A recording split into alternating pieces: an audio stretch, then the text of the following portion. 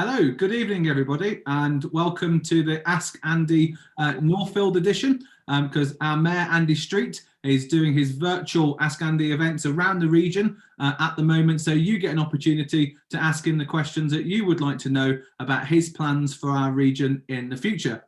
So just a couple of very quick housekeeping rules. First of all, the event will last an hour. The event is being recorded because there'll be clips of it which will be used for social media in the future. And also, if you do have any questions, then please do put them in the chat function and the moderators will be able to pick them out so we can ask them at some point during the next hour. So first of all, to hand over to Andy for a brief introduction. Andy. Gary, thank you very much, and lovely to meet everybody online. I love your mug. I've just noted 30 years. You're very good. Excellent. Yeah. Okay. But lovely to see everybody. And I'm looking forward to the evening. The rules of it is there sort of aren't any rules. The purpose of this is to be as spontaneous as possible. So whatever questions you've got, I'd love to try to answer them. If we weren't in a pandemic, I was doing this around the region in church halls, in factories, in community centres. But of course, we've got to do it slightly differently at the moment. But very much looking forward to it. In terms of the sort of overview of the role, I would say, obviously it's been 4 years now. The first 3 years were really good progress. We saw ourselves in the region 97,000 more jobs across the region in that period. And you know, this time last year we'd have been talking about record employment, good investment, but of course the last year has seen a tragedy both health wise and of course economy wise, and I'm sure we'll talk about it as the evening goes on. The real question at the next mayoral election is who is best placed to begin the revival of our economy after the COVID pandemic. That's the big question, perhaps, Gary. But you don't want to hear too much from me. Right at the beginning, I'm here to respond to the questions. Very happy to let your audience make the running. Excellent. So the first question we've got to warm things up a bit is about Longbridge and the old MG Rover site, because obviously when this closed back in 2005, it left a huge hole in the constituency, both from an employment point of view and also from a physical point of view, because as you know, there is 150 acres of land which still is completely empty and not being used at all. So we've been working together on some exciting plans. And so can you tell us your views on this really exciting regeneration? Yeah, we are making progress, and I hope that some of the people on the line might even have had a little note through their door about this, if the system works. But it's been a tragedy, hasn't it, what happened at MG Rover? I should probably say right at the beginning, it's one I feel I understand reasonably well because I grew up in Northfield, actually. And when I was young in Northfield, this takes us back, of course, there were literally tens of thousands of people working at Longbridge. I remember turning out time, you know, the people pouring out and onto the buses into town. So, you know, it was such a vibrant place. So when it fell in 2005, that's why I say it was a tragedy. Now we've seen some regeneration, and brilliant that St Modwen have done that. And if you go to see the sort of town centre, as it's called in Longbridge, really brilliant. But we need more commercial regeneration. And the Westwork site on the right-hand side as you come out of town has obviously lain dormant for that 15 years. So all credit to Gary. Since he was elected, your MP, he basically got hold of me and said, we have got to sort this out. And the good news is we have now won a competition, actually, from government for substantial additional funding, 24 million awarded in December, and Longbridge was our first place on the list that was going to get that some share of that 24 million pounds for regenerating derelict brownfield sites. And the good news is all the deal has been struck. We're ready now to formally mark the regeneration of that. I think we may even be turning the turf together next week, Gary, with St Modwen. And the idea is that space becomes a mixture of houses, industry, and of course, really exciting new industries there now.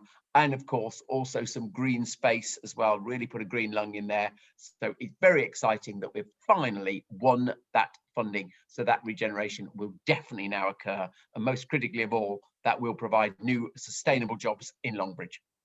Absolutely. And the jobs is a real key thing. And of course, with jobs, we also need to make it easier for people to get about so they can go to work easier. So on that theme of transport, which is one of your biggest responsibilities as our mayor, what's your plans for the future transport in the south of Birmingham? So I think there's some really good progress on this, actually. Then we'll talk about two specifics for your patch. So just give you the overview, first of all. We were not spending enough on public transport in the West Midlands. And if you looked at the ratio between London and the West Midlands, it was about 7-1. Totally wrong, that was.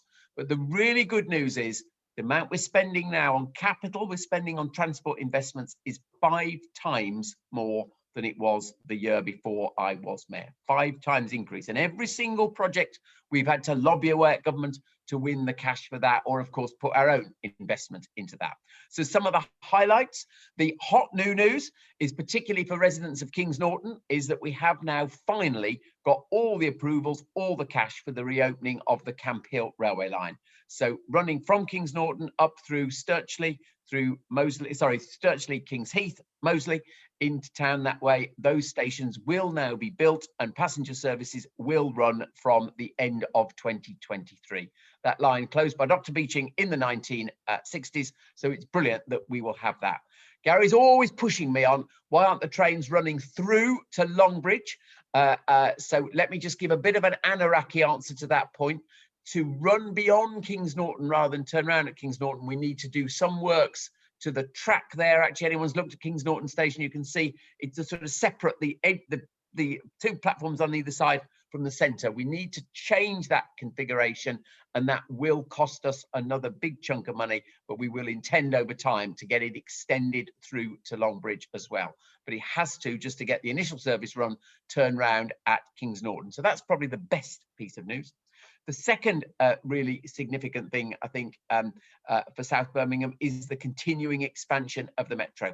We're seeing it coming out to Edgbaston, the line's being built there, and we have, of course, a plan up to 2040 where we're looking at further routes for the metro. We've talked about ultimately getting it down the Bristol Road and ultimately into Franklin as well, connecting up that part of town. But definitely there is that connection all out through to Edgbaston, and then we want to go along the Hagley Road next, so that's good.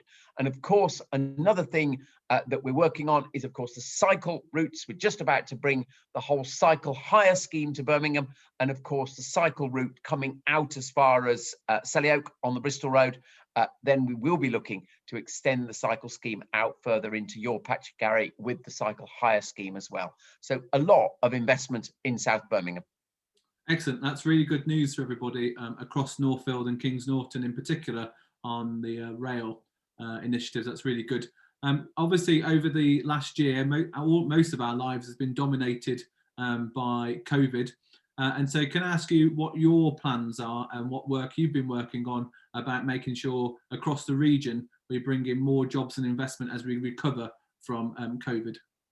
Yeah, okay. Somebody's put up a nice line there. Kurt Guest, I will come to that if you wish. Okay. Okay. So you're right that COVID has definitely affected the regional economy seriously. I said right at the beginning that we were making brilliant progress. Just to the end of 2019, let's just go through this, 97,000 more jobs in the region. And actually Birmingham was having a very good share of that. Record employment numbers. You could see the investment on the skyline, and we were actually beginning to close the gap with the national average. So really good progress. But in the course of the last year, we've definitely been knocked backwards. And although we're waiting for final confirmation of this number, what we know at the moment is 95,000 more people are claiming benefit. So simply put, this is why I give you those 2 numbers. In 1 year of COVID, we've actually gone back 3 years. So that's pretty dramatic. So what we've got to do is have our plan as to how we're going to get those jobs back and obviously see new jobs. So Exhibit A, I'm holding up here, that I call this my mayoral jobs plan, getting the West Midlands back to work. And we're talking there about 100,000 new jobs over 2 years. obvious maths, to replace those that have been lost. And to be really clear, these are not fantasies that we need lots of money from government to provide. These are the jobs that we can see right now in the growth sectors. So some of the things are, of course, about protecting the jobs in the sectors that have had a hard time, such as hospitality. Some are getting behind the sectors that are growing really well here, like life sciences. You've seen the big investment just down the road at Selly Oak, that one site alone, talking about 10,000 jobs on that site, 1,000 in the next 2 years. And then, of course, we've got the whole question of retraining people for jobs of the future. And so whether that be retraining people in digital jobs, getting people retrained in the sort of jobs that are in the healthcare sector that's growing, or of course, some of the new industrial sectors like the electric vehicle sector as well, where we are providing that new retraining through the work with our colleges.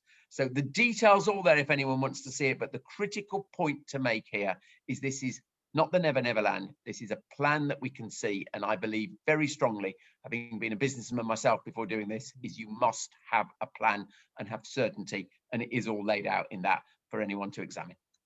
Brilliant, thanks for that. So the first question is from Joanne, and it says, "Hi, regeneration is great, and the work that has gone into making the area a viable and sustainable economic is fine, but we need the basics sorted first. We need the antisocial behaviour sorted, and I can't let my kids out in the area. I want to remain in the area, but to be honest, if things don't change, I have no choice to move. How can we make the area a place to feel safe to live in again?" Okay. And you might think this is a glib comment, but I'm going to actually make it. You need to vote Conservative in the Police and Crime Commissioner elections as well. Because frankly, your question is right. Joanne, wasn't it? The question is right. We're making really good progress economically, but at the same time, some of the crime issues were going backwards. Absolutely no question about it. So the government has made a clear commitment for increasing police resources, and your Conservative PCC candidate has made an absolute commitment that those resources will be concentrated on frontline policing, particularly away from just concentrating on the city centres. Give you a statistic that I think draws this out really clearly. The Labour Police and Crime Commissioner has closed 44 police stations across the region in the 9 years of having a Labour Commissioner. There's an absolute commitment from Jay Singh Sawal as the Conservative Police and Crime Commissioner to keep those stations open, concentrate on neighbourhood policing, because I, like him, is a firm believer that you have to start there. You have to deal with the minor issues, collect the intelligence from communities about what's going on, and that then actually builds up to deal with the really serious crime issues as well. So there's a very clear difference in thinking between the two approaches here, and I genuinely think that will make a difference if we change the leadership of our Police and Crime Commissioner office. Cool, Jay has also actually sent a question in as well, which says, since the closure of Longbridge and Kings Norton police stations by the Labour Police and Crime Commissioner in 2017, we've seen crime rising locally. He's campaigning to get more police officers out on the streets. Will Andy continue to speak to the current Police and Crime Commissioner on behalf of all concerned residents about the need for a strong local police presence in the area to tackle rising crime? So, Jay, good to hear from you. And I didn't know you were going to put that question in, but in a sense, how I've answered Joanne's question is clear evidence that, yes, I'm absolutely shoulder to shoulder with you. That, I mean, the two examples for Longbridge and Kings Norton are absolutely crystal clear. It's not just about the station, though. It's about the resources on the ground, local community policing. Just let me tell you one other thing, though, which I think Joanne will find interesting. That the one area I have direct responsibility for policing and crime is a crime on public transport. And we have actually seen, and I hope you recognise this, we have actually seen reductions in our crime in public transport, in contrast to what we've seen elsewhere. And there's two things we've done to bring that about. The first thing we do is we have our Safer Transport Police, which is a collaboration between Transport for the West Midlands that I'm responsible for and West Midlands Police. And we have increased the resources there, recruited more special constables for it, and people are out and about on the network, not sitting behind their desks. And we've also improved the technology, every one of our vehicles, whether it be a bus, a tram, or a train is all connected back to our one control centre here in the centre. So frankly, if there is a problem on the 61 or the 63 bus, the images come back very quickly. And indeed, on the tram now, it's 5G images, literally the latest in the whole country. And then we have resources at the centre to deal swiftly with that. And it is no coincidence that crime on public transport has fallen dramatically. I think the number over the last decade is a 60% reduction on bus crime in the West Midlands. Thanks. And the next question is from Derek, and he asks, are there any plans for accredited work experience provision in Northfield from large, medium and small employers across South Birmingham? Yes, is the answer. So this, to be fair, this is part of a national scheme, and it actually is all part of the jobs plan, and it's called Kickstart, because I presume you mean for young people. It's called Kickstart, and we are looking for 20,000 vacancies across the West Midlands, and they're now coming in daily. We just featured some on my own social media sites with Tesco. They've been the biggest recruiter across the city, number of construction companies as well. So categorically, yes. So if I might be getting this all wrong, but if, Derek, you have sons, daughters, young people who are looking for that first experience, the DWP operate the Kickstart scheme, and that's there. And the other thing we are doing, just launching this, is trying to make every opportunity for young people known in one place. So we've launched what we call our youth platform. This is actually run by the Combined Authority and brings together the work experience, the college trainings, the full job opportunities, the openings for apprenticeships, mentorships. It talks about the youth coaches in the job centres. So all the resources and support that is there available to young people pulled together in one place. We will be opening physical youth hubs, but obviously the pandemic's held that back. We just did the second one just yesterday in Sandwell, and we will be doing it in Birmingham to try to bring this resource absolutely together. But I hope I've picked up what was behind that question. If you want any more, if there's any more clarification, pop a note in, Derek, and we'll pick it up further. But categorically, yes.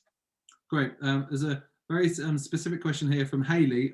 When are you going to do any kind of refurbishment on the flats on Stilthouse Grove that are literally falling apart? Those are down just off the back of Leach Green Lane. I think they are council owned, I think, from the top of my head. They are. So yeah, I know exactly where you're talking about. I hate to say it because I loathe this answer, but it is true that I can't influence that actually. That is a city council property issue. So I'm sorry not to be able to give you a good answer to that, but there's no point in giving you a false answer to it. That's where that question has to go. But Gary, you would say, of course, if there's, and I know you've been very active on this in a number of the estates in your area, if there is issues of substandard quality maintenance, you will pick those up directly, won't you? Absolutely, yeah. I'll take this away, and working with Councillor Adrian Delaney, we'll pick this up and see what we can try and do to help residents that live down in those flats there. The next question is from Kirk, and he says, will you stop building more and more houses in South Birmingham? Doctors' surgeries are full, the road network is full, the entire infrastructure has gone beyond maximum capacity, yet the government approves more houses like on the golf course. So I don't think the golf course has been finally approved, has it, Gary? It went to the inspectorate, which was overturned, and then the first phase planning application has gone in, and the new planning application has gone in as well for the new park, which will run through the middle of it as well. Yeah, absolutely, which is significantly less than the original application was. Yes, absolutely, absolutely. Good, okay. So let's just be clear about this, that we do need to have more new homes, categorically. And I'm sorry if this is an unpopular answer, but I've always believed in these things. I should be 100% honest. So let me just give you the numbers. We do need to achieve 215,000 further new homes. That's on the growth of the area. It's about local people needing those homes. And, you know, much as I'll get a question which says, don't build, I'll get a question from someone else which says, what are we going to do for places for my son, daughter to move to? So we do have to provide the total number, but it is a question of where we do it and how we do it. So what we have been doing over the last 3 years is building new homes, and we've actually doubled the rate of house building in the West Midlands. But two critical points. They are nearly all, not exclusively, but nearly all built on brownfield land. And you will have seen, for example, that all the greenbelt land around the south of Longbridge, Rednall, has been protected. In the very first few weeks that I was in this job, I'm not going to say who the developers were because they will get a bad reputation through this, but came to me and said, I want your support for developing the land that's actually in Worcestershire, but abuts Longbridge and Rednall. And I said, there is no way we are going to do that. All the development has been on brownfield, or nearly all of it on brownfield. And the second thing that I'm actually very pleased with is we've been very clear to put an absolute demand for the proportion of it which is affordable. Now, lots of councils say that and often achieve a very low affordable ratio. And often in Birmingham at the moment, it's nil. Every single penny that the West Midlands Combined Authority has put into housing has had a minimum percentage of 20% affordable. And that is absolutely critical. So we are building further homes, but they're on brownfield and they're dealing with sustainability in terms of a good affordable percentage. And what has to happen is the facilities have to be put in place to support those new developments. So that does mean additional public services, just as you have described. But I can't step away from the need for society to have that further housing in total.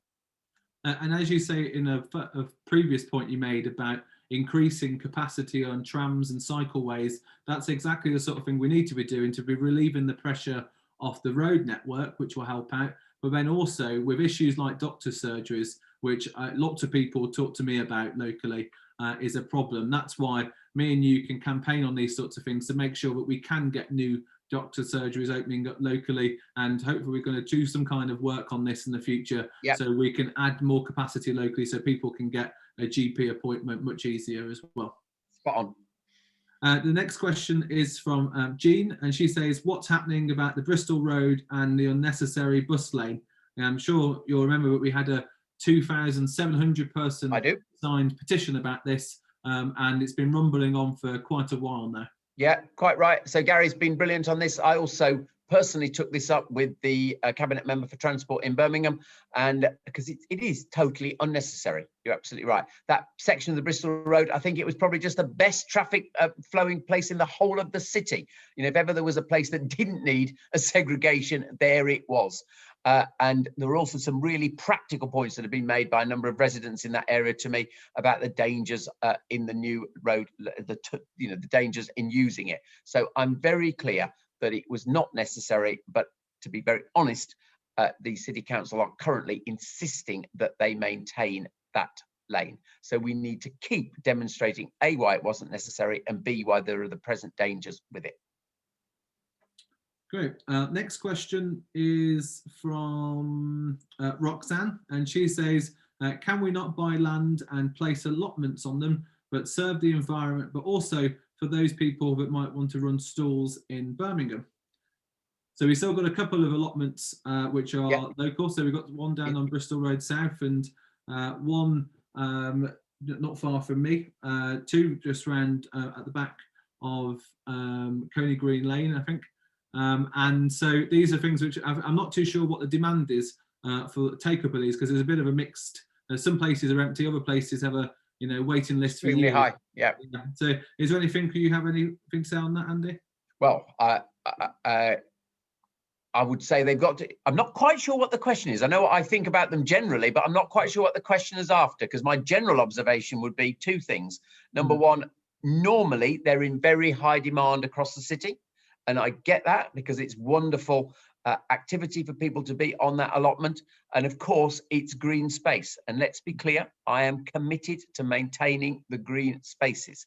That's why, again, some of the old spaces like the old Longbridge works, and there's plenty more still there, that does need to be considered for redevelopment. So there's the employment and the housing land, but our green spaces must be cherished and protected. And I'll give you another example, another part of the city, but we had all the row about the allotments in Perry Bar and the approach to the Commonwealth Games area, and that I was very clear it had to be protected. And to be fair, it was in the end by the City Council, but it's the wonderful facilities must be protected. But I'm not sure if either of us have actually picked up the question, what the question's really after about the stall holders.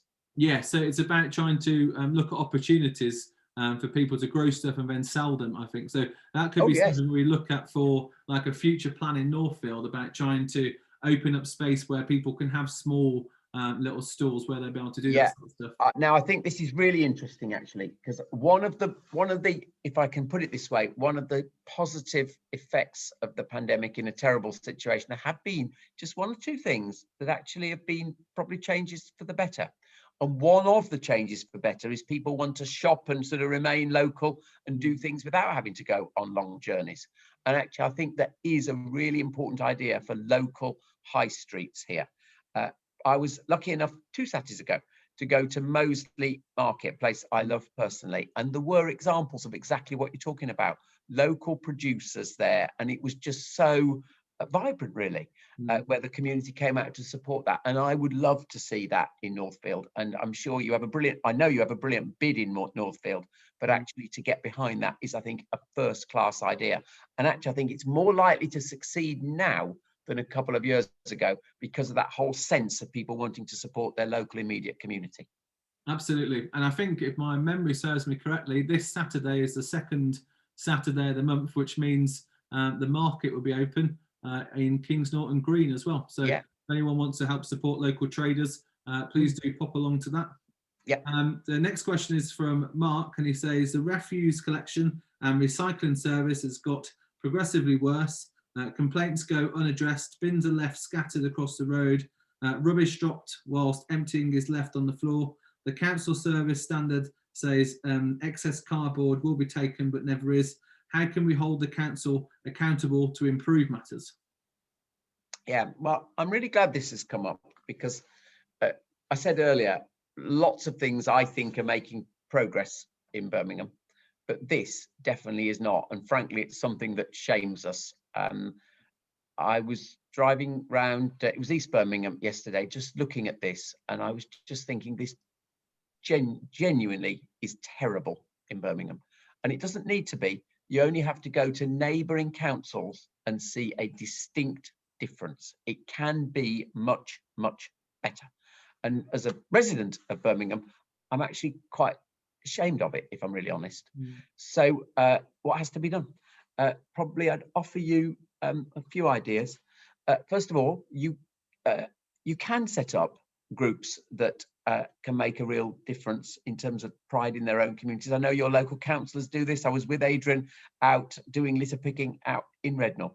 But what I've learned actually in a number of areas across the West Midlands is if these independent groups set up, you set a standard of pride in a place, and then other citizens will respect that actually. So I've talked to groups where parks have been a nightmare, but actually just by locals progressively improving them, other locals then respect them. So if you feel a bit defeated by it, I do think there could be something about self-help groups there. And actually, summer before last, we tried to organise sort of region-wide litter picking, which was great actually. The second thing I would definitely say though is the council does need calling out on this, because I accept self-help groups can't deal with large arrangements, for mass disposal. And it's frankly why one of the reasons why I desperately hope that at 2022 city council elections that Northfield returns a whole suite of Conservative councillors, because I am utterly certain that one of the first acts of an incoming Conservative group on Birmingham City Council would be a complete overhaul of the refuge function. It has been a failing function for years and years, and nobody has taken responsibility for dealing with it and overhauling it. It needs damn good management in it, frankly, which people with a bit of business background would do. And it needs people, as the questioner said, to be held to account. Ultimately, the only way to do that is through the ballot box, because the current owner, the current leadership is not demonstrating for doing this. Great. And on your first point about self-help, we've got some excellent local groups. We've got the Ruby Wombles, we've got the Rednall Litter Busters, and the Great Park Community Litter Pick team as well, who are all joining up together to do a B45 action over the next couple of weeks, where I'll be going out helping them, and they're organising lots of different activities for people to go out and volunteering as well. So it's well worth, if anyone's interested, finding them online on Facebook and getting involved as well. And probably worth just saying one thing, it's slightly sort of slightly adjoining the question, but I think people will be interested. Obviously, this all goes to care for local green spaces as well, particularly. And what we will be doing in the Combined Authority as part of the sort of care for the environment and nature, there will shortly be a sort of open bidding process for local community green grants. If you've got a green space you want to maintain better, you may want to, I don't know, remodel it in some way, you might want to replant it in some way, there will be an opportunity to be bidding for grants for doing that. And it's all about local community groups getting access to not huge amounts of money, but a little money that might actually help in that change. So you'll see that coming up shortly. Brilliant. The next question is from Darren, and he says the government's recent regional deprivation fund didn't appear to be allocated according to deprivation or level of need, but rather seemed to be focused on Tory and marginal seats. Other central government funding allocations are similar to this. If elected, how will you use your influence within your party to ensure the West Midlands gets its fair share of funding in the future? So I have a feeling you're referring to the Towns Funds allocations that were made in the budget. I don't think they were actually called deprivation funding, it was the Towns Fund. And just to reassure you, reassure the questioner, the West Midlands has got a really good share of that. £100 million was announced last week for places across the Black Country. So that was Wolverhampton, West Brom, Rowley Regis, Smethwick, and there are bids going in from Dudley and from Walsall. And actually Walsall got a really good bit from the Future High Streets Fund. So we can't, to be really accurate about the numbers, we cannot say the West Midlands did not get share from that. Actually, Sandwell got more than any place in the country.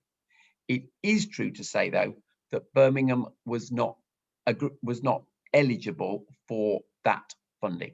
And what we do need to do very clearly, we need to convince government that there needs to be an equivalent fund for town and its more suburban centre regeneration across Birmingham.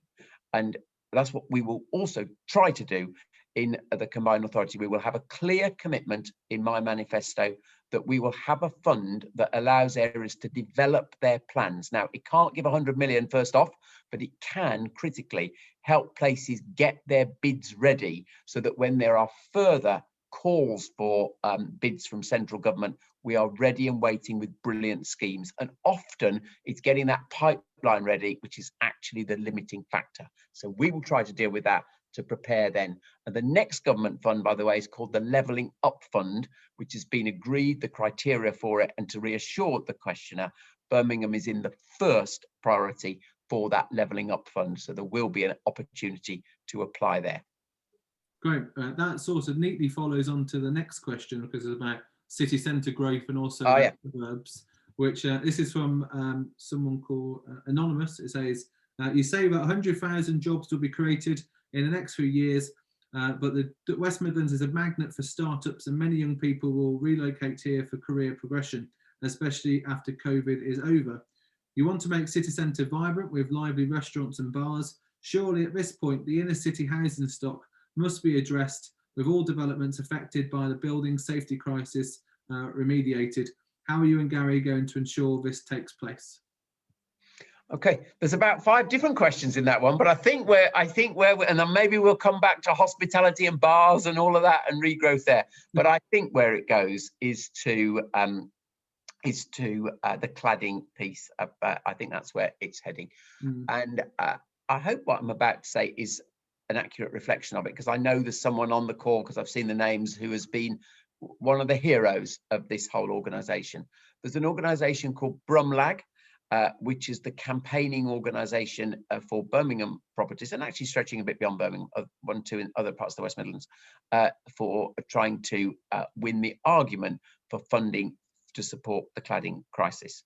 And the person on the line, I think, is Jim Illingworth, if I've seen correctly, and he will, I hope, judge whether what I say is fair. So really, since this came up 2 years ago, I hope Jim will say that I have been a fervent supporter of Brumlag, organising direct meetings between them and, for example, the minister directly responsible also just recently getting them a good outing with a good journalist from the Daily Mail who wrote it all up very well, but also on a cross-party basis with Shabana Mahmood, MP for Ladywood, which includes most of the buildings, actually, putting the case. Yeah, there we have just seen something flash up. That's a relief to me. Jim But says you have led the cross-party groups. That's good. Good. Putting the case to central government that action was needed. Now, to be very fair to the government, £3.5 billion was put on the table for addressing this. Now, that is a vast sum of money. And anybody, you'll know this, Gary, very well, any minister trying to get money of that nature out the Treasury at the moment, that's a good achievement.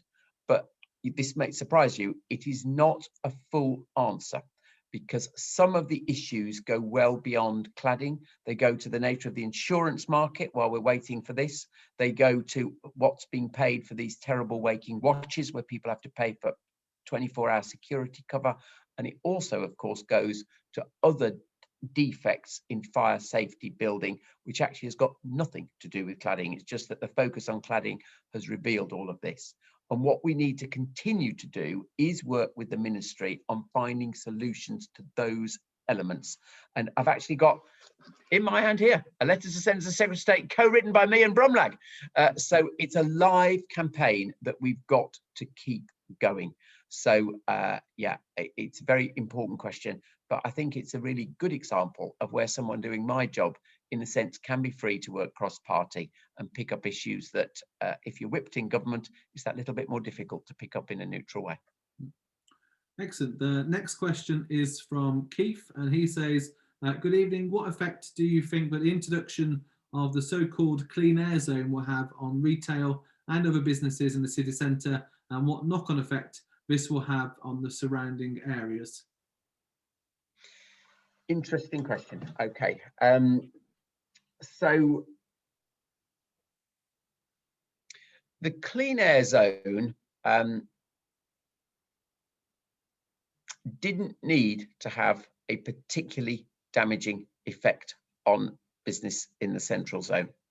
I rarely say this, but actually London did a pretty good job at introducing their equivalent piece. I was MD of John Lewis at the time when it came in, and we thought it was going to be apocalyptic, and it wasn't. But it didn't run 24/7. It did have lots of mitigating features, and it had a much better public transport system before it came in. So where that leads me to, Keith, is I'm not fundamentally against the clean air zone. And let's be clear, this is government policy requiring it of the city. But I am very strongly against how Birmingham City Council are choosing to implement it, because they could certainly not do it 24/7. You've got to think about nighttime economy. You've got to think about weekend economy for retail. It doesn't need to be, it's very simple doing it all around the middle ring road, but it actually does not reflect the fact that there are some communities, pretty impoverished communities actually, where citizens won't upgrade their vehicles, and they've had very little support. And it doesn't actually reflect the fact that there are some areas of real density of SMEs, like the jewellery quarter, that I've always argued should be taken out from it. So actually, I fear the way it's going to work in Birmingham will be far more draconian than it needs to be. And let's be honest, there have been lots of other proposals for actually addressing environmental quality in Birmingham that have not been picked up over the years. You know, we saw lots of talk about greening the environment. It's just not been done. So we're ending up with a sledgehammer when it shouldn't have been necessary. And bluntly, going back to the very first question, we're catching up on years and years of underinvestment in public transport, even though I say we've made great progress in 4 years, but it will not put right underinvestment in 40. And I don't think there's been enough real detailed consideration of how it needs to be implemented here.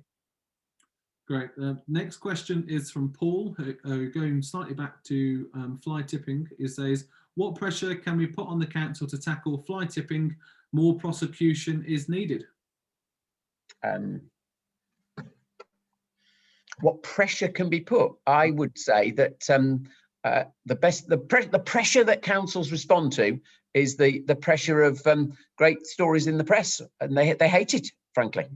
So my advice would be, if you've got a place, and I can think of lots straight off the top of my head where it's terrible, you want to get your local councillor down there, get the picture taken, and then literally get it put out on social media and the channels you've got. And Gary's got great followership, and use public shaming pressure to get the council to respond to those areas. It's definitely, in politics, it's the thing that talks most. So get those little local campaigns working. Use your brilliant local councillors. Thanks, Sam. And talking of local councillors, we've got a question here from Simon Morrell, who's the councillor in Frankley Great Park, as you know. And he said, if re-elected, will you return to Frankley Great Park ward to host another successful skills show? That's the easiest question of the night, because it's a one-word answer, Simon. Yes. And of course, the great thing is we've done lots of these job fairs and skill shows across the region over the last 4 years. Well, more in the first 3 than last year, given we've not been allowed out. But they've actually, I'm a huge believer in them. So you were brilliant to get the first one kicked off at Ballinwood there in your patch. And I'd love to come and support you again, Simon. Great. Next question is, it should be much easier to take the train to the city for work, but I find the Redditch-Birmingham route often overloaded, therefore taking nearly 2 hours to get back from the city, but should take 20 minutes. So I drive, which is disappointing. So how can we improve this? It is disappointing. And that, of course, that's a nice pre-COVID difficulty, of course. Sadly, the service has been maintained through COVID. I hope that's noted and appreciated. And it's running pretty empty at the moment. So if you are still commuting, it's a great time to make that change, because there's plenty of capacity. But a very practical answer to that. One of the reasons that the service was completely overwhelmed at times, you're absolutely right, is the rolling stock was old. Often we were running 3-car services.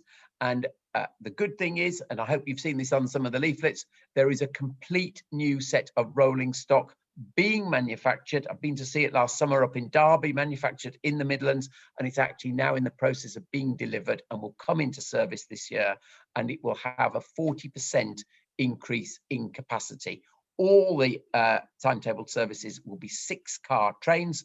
So hopefully the sort of congestion that went to 3-car trains will be gone.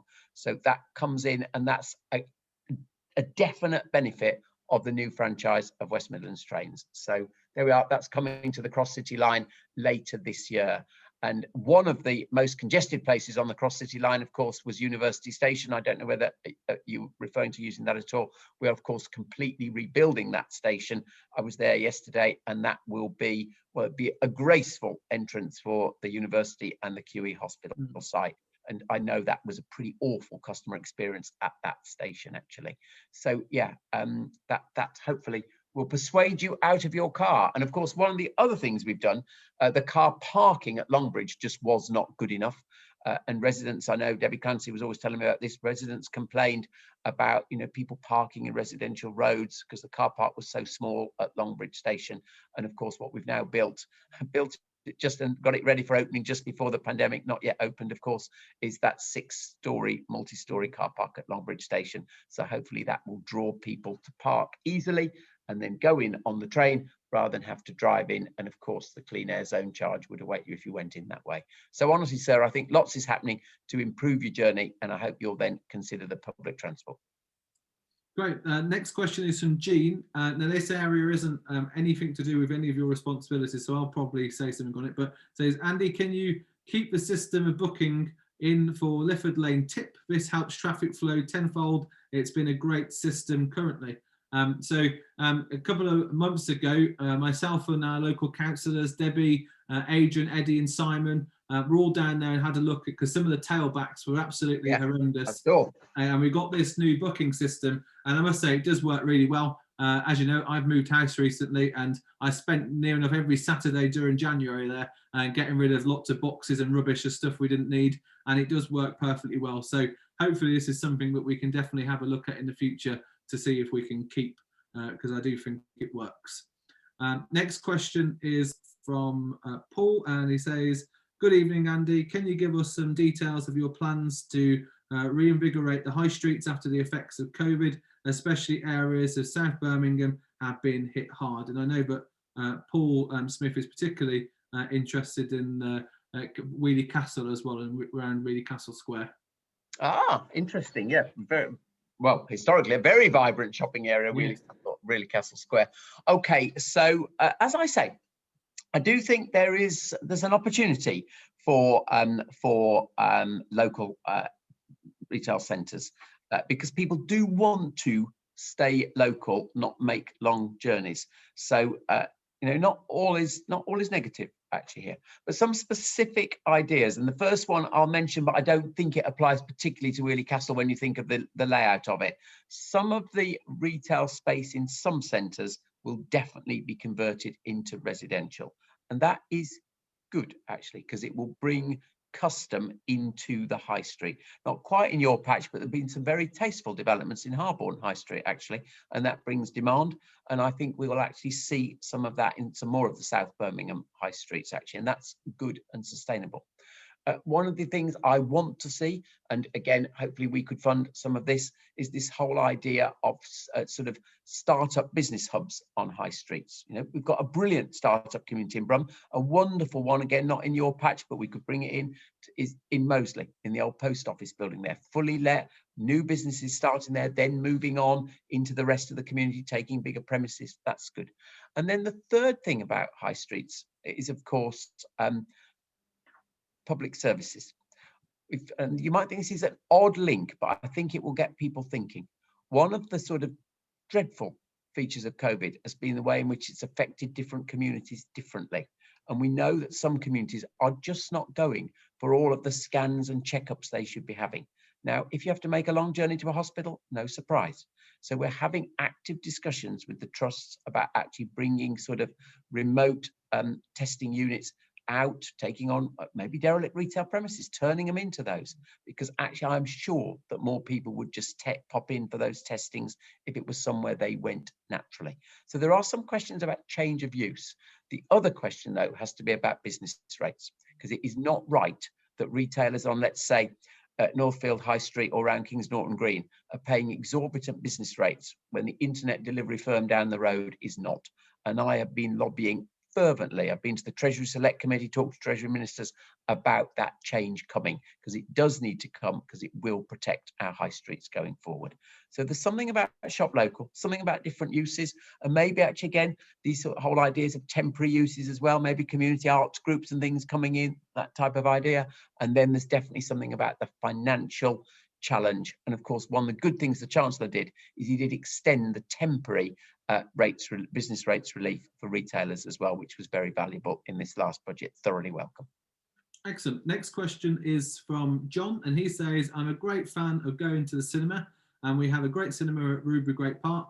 However, with COVID, I'm worried about the impact on the arts and hospitality sector. What do you intend to do to help this sector? And down in Great Park as well, we've got the Hollywood Bowl, who I speak to semi-regularly, make sure that they're all okay and they're all set to go when we reopen again. And also, we had some really good news that Buzz Bingo, which is down in Great Park, isn't going anywhere too. Good. So that's really pleased my grandparents, who are itching to go back into the bingo hall.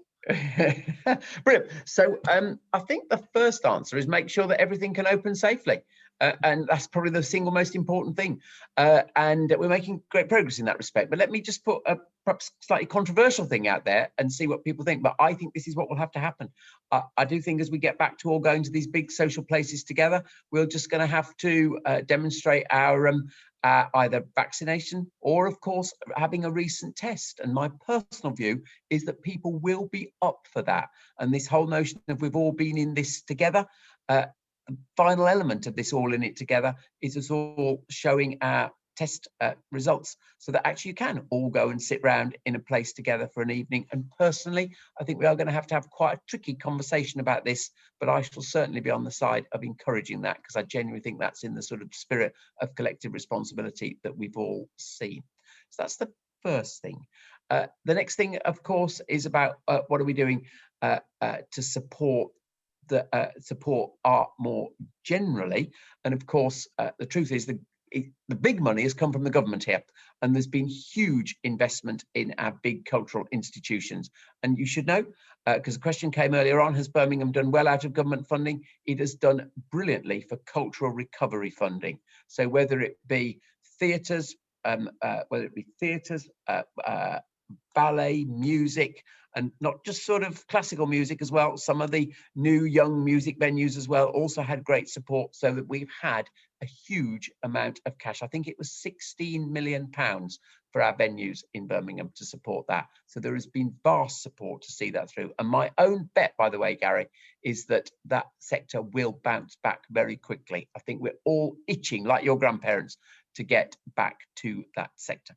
Absolutely, I agree with that.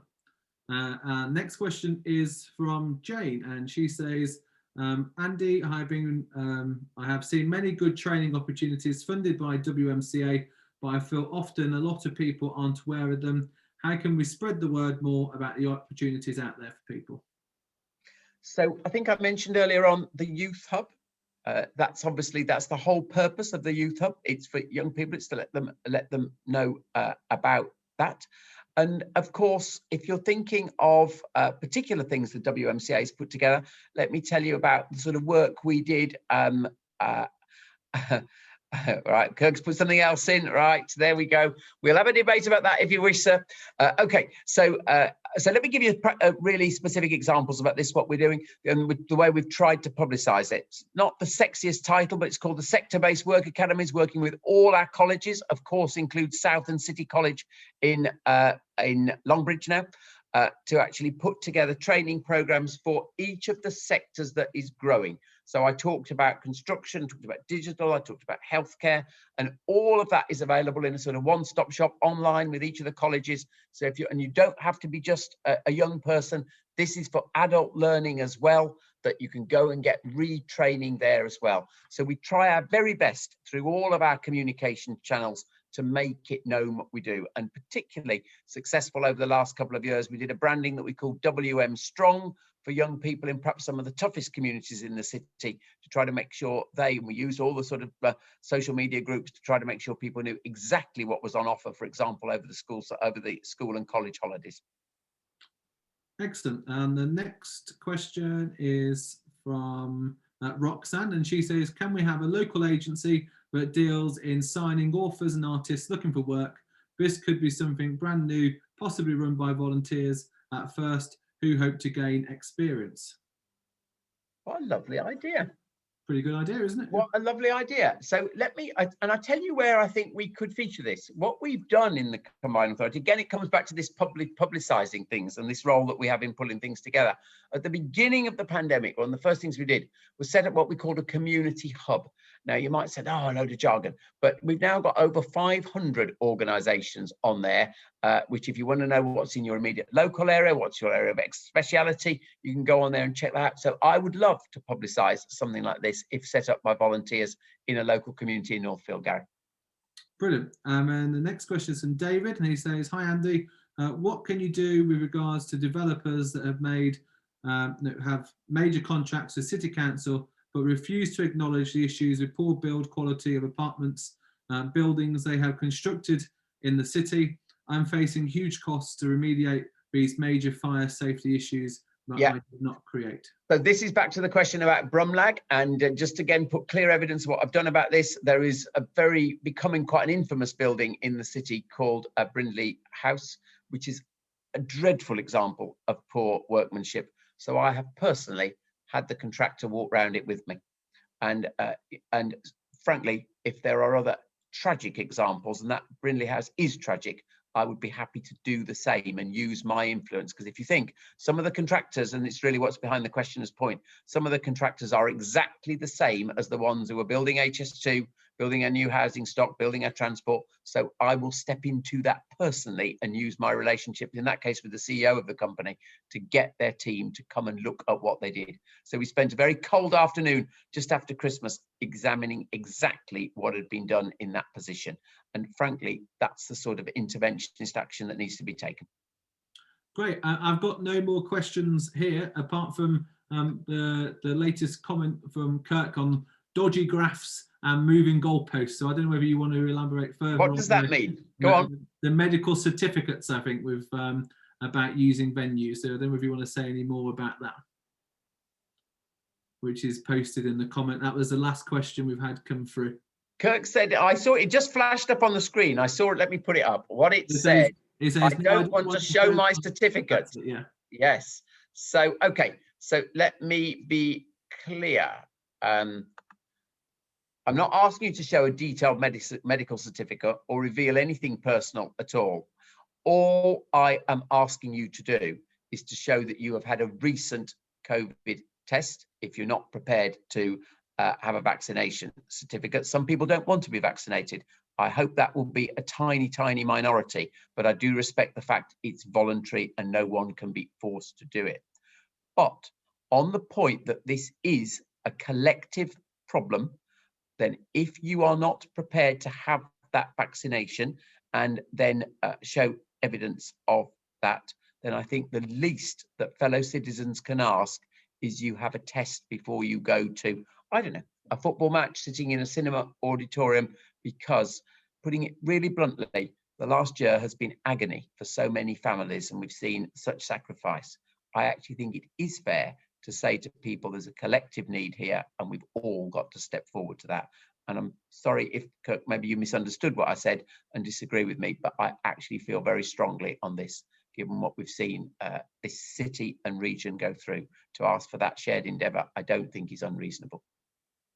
Brilliant. Okay, well, thanks. I know we're wrapping up now as we close in the hour. So can I just say thank you very much for answering all of those questions. I've enjoyed it and I hope everybody else has enjoyed the last hour. It's been very interesting. And just to say, if you've got any closing remarks to make. All I would say as a closing remark, and I think it's revealed by the way the role you've played tonight, Gary, is it's a pleasure actually to work with a brilliant new MP for Northfield who's definitely making a difference, and his team of councillors on the ground.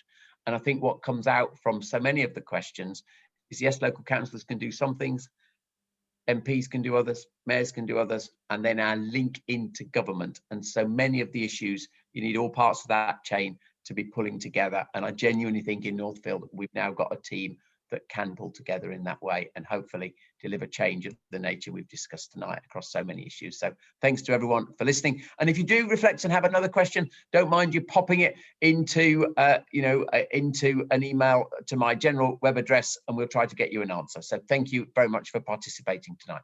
Excellent. And that email address is in the comment section, which is andy@andy4wm.co.uk. So thanks again, everybody, for joining us this evening. I hope to see you all, hopefully in the flesh in the future. And you never know, me and Andy might have had a haircut by that point. So thanks very much, everybody. Bye-bye.